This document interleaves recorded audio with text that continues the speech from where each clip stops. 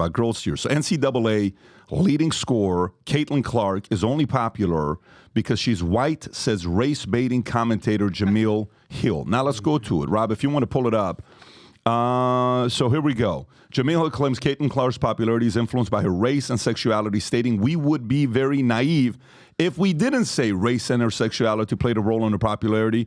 Hill adds, there is a part of it that is a little bit problematic because of what it says about the worth and the marketability of the players who are already there. Hill acknowledges Clark's difficult position in the race debate.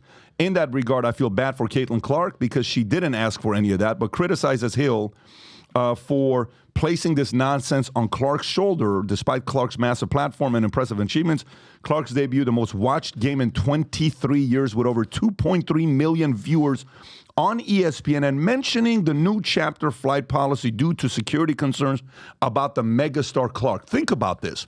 2.2 million, okay? WNBA, 2.2 million.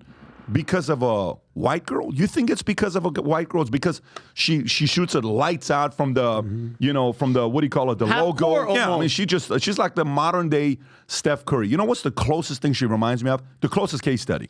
That was an anomaly. Okay, baseball. Is it a white sport, black sport, Hispanic sport? Right now, it's a Latino sport, but it used to be white. Mixed with, it's Latino now, but white. Then white, then black, yes. right? Yes. No Middle Easterns. I'm offended, but I'm just saying. I want to clarify that. That's out of control. Please. But if we go to football, is it white, black, or Hispanic? Black first, and then what? Black first. Samoan linemen, and then white people. White people, right? Yes. Okay. If you go to NBA, what is it? Black, and European. Black and European white guys. Serbian. You're actually right. So black and Serbian, Slovenia, some of those guys that are coming. Luka, Joker. Except if you're the Dallas Mavericks. Yes. They have been the whitest team since 2001 when Mark Cuban bought it.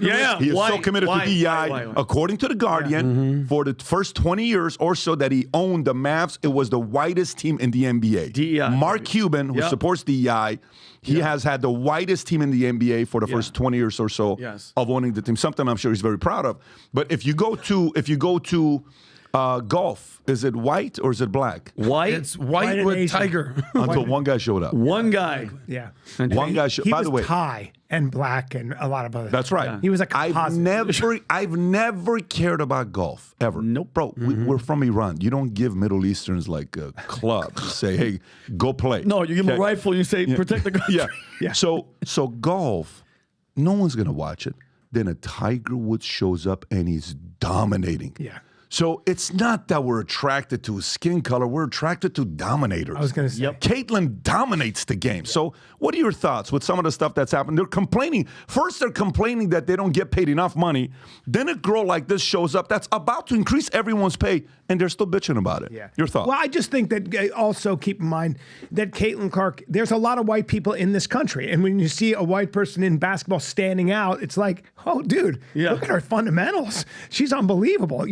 Have you ever watched her practice, the things she does? She's ridiculous. So there's something about that. Like, people are tribal. Obviously, it's going to stand out. Obviously, you're going to watch someone like Caitlin Clark, who does look very white, and she's like, 6 feet? I mean, she's not dominant physically, and she's that good. It's an anomaly. It's still kind of rare.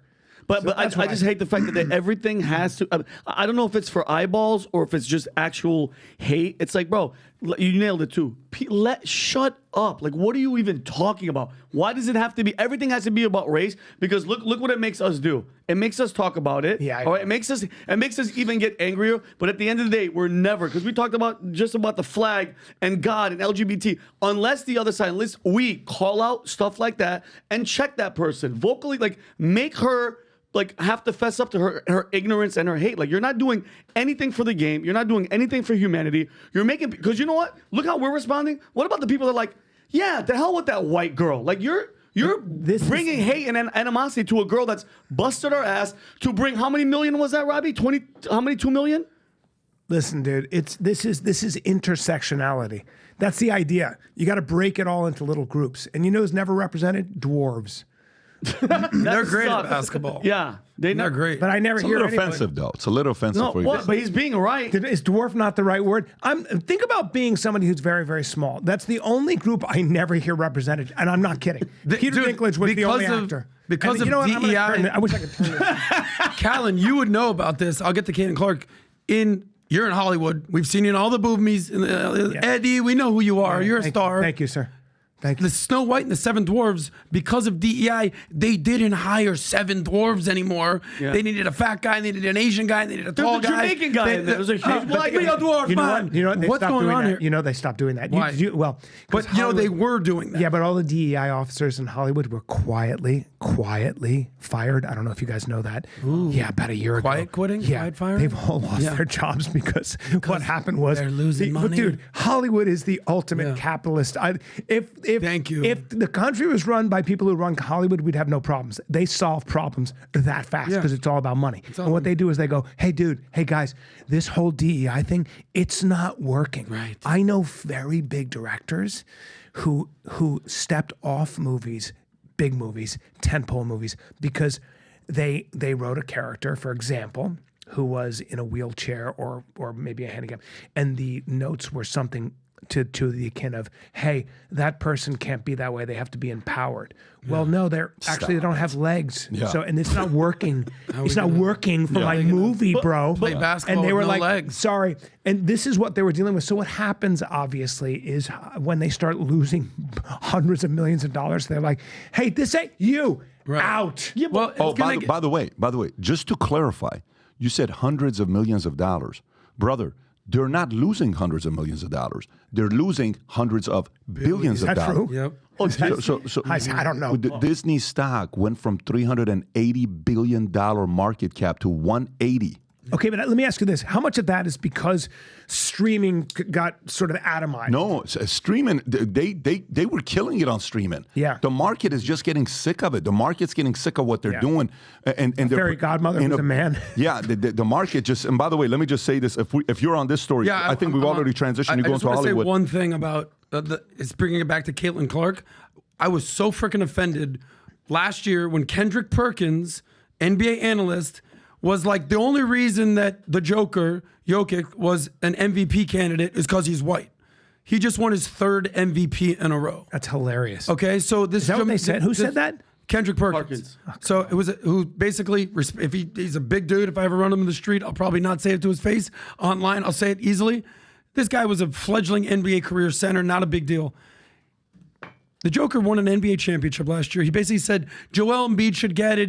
Embiid's an amazing player, but stop. This guy's incredible. Yeah. That's like Tom Brady. The only reason that he's getting success is because he's white.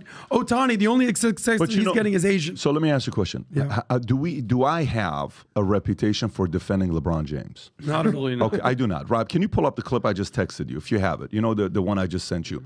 Here's what LeBron James just said. Go ahead and play this clip. This is him with Reddick, which, you know, Reddick's interviewing LeBron regularly because he trusts him. Go ahead and play this clip. He might be his coach, actually.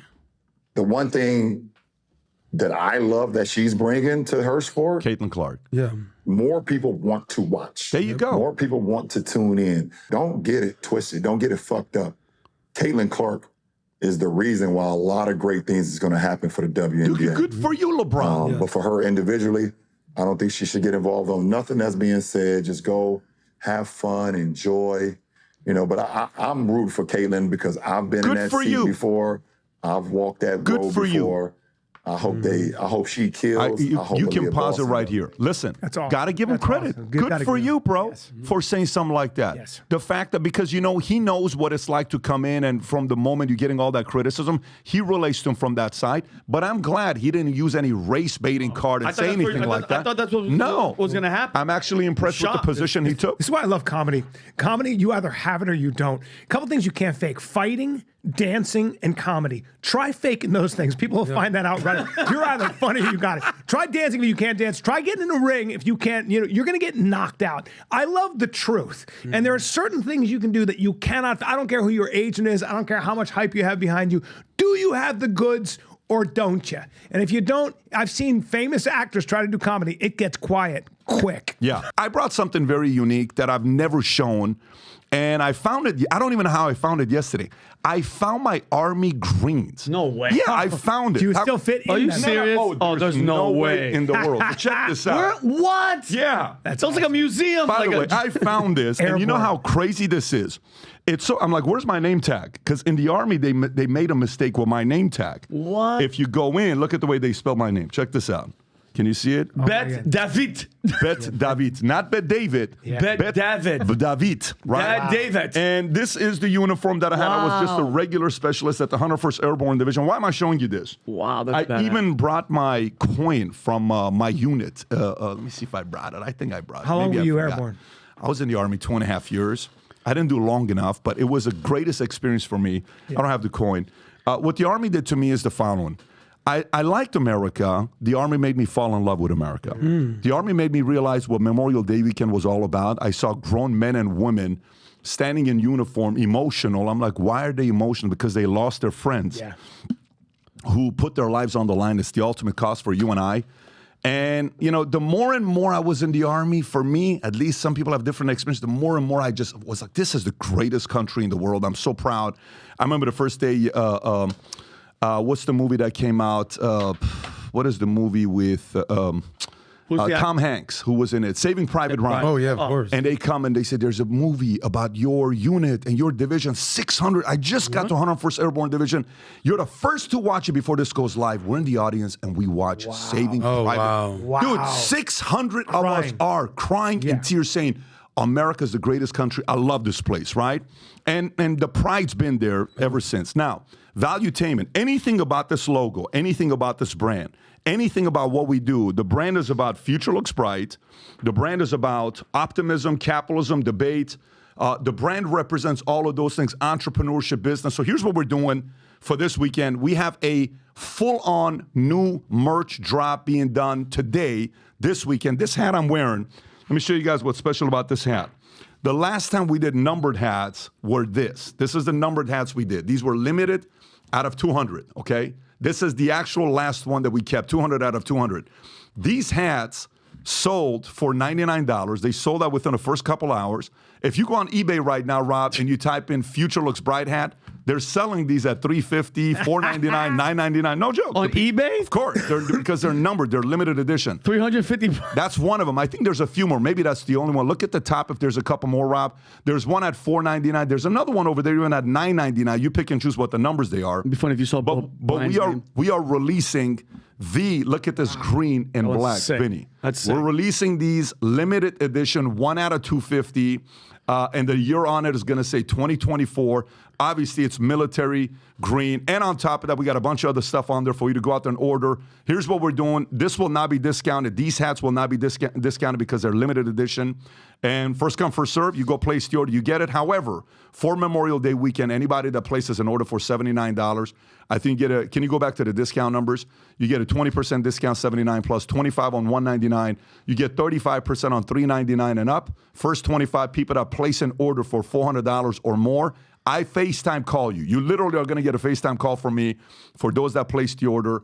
If you're watching this, listening to this on Spotify or Apple, go to vtmerch.com, vtmerch.com. If not, there's a QR code. Go to the store, place the order. I see more people wearing Valuetainment gear and Future Looks Bright gear than ever before, and I absolutely love it. I'll stop by and take pictures with people that are wearing this gear. If you love the brand, if you love America, if you love capitalism, if you love freedom of speech, if you love free enterprise, this brand represents that. Support the brand. Go place the order. Looking forward to seeing you guys, sport the gear and represent this in the marketplace. Anyways, happy Memorial Day weekend. So if you like this clip and you want to watch another one, click right here. And if you want to watch the entire podcast, click right here.